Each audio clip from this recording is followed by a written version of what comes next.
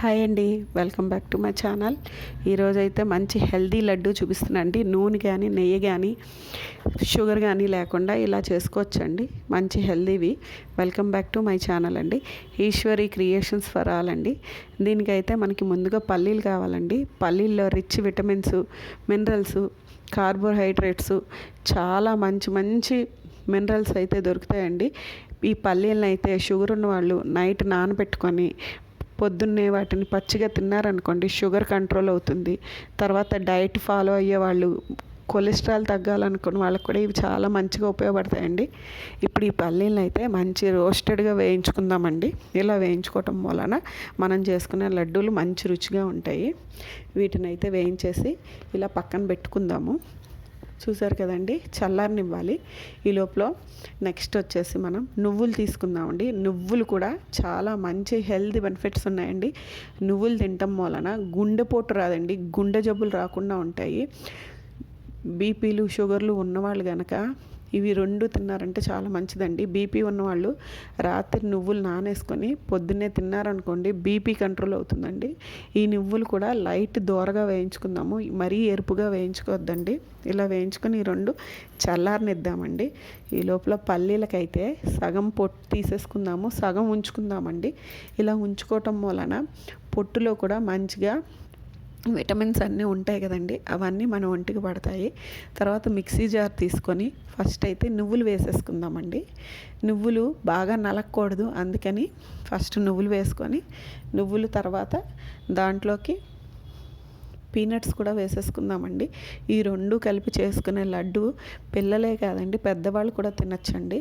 తింటే కనుక cholesterol, BP, sugar అన్నీ కంట్రోల్ అవుతాయండి.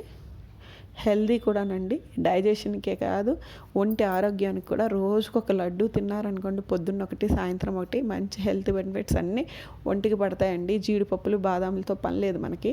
చూసారు కదండి, ఆ రెండు కలిపి మిక్సీ వేసేప్పటికి ఉండవుతుంది. ఎందుకంటే వీటిని వేయించడం వలన వీటిలో ఉన్న న్యాచురల్ ఆయిల్స్ రిలీజ్ అయ్యి మనం ఇంకా దీంట్లో నెయ్యి, నూనె వేసుకోకుండా ఇలా లడ్డు చుట్టుకోవడానికి వీలుగా అవుతుందండి. తర్వాత దీంట్లోకి బెల్లం వేస్తున్నానండి. ఏ బెల్లం అనేది చూపిస్తాను.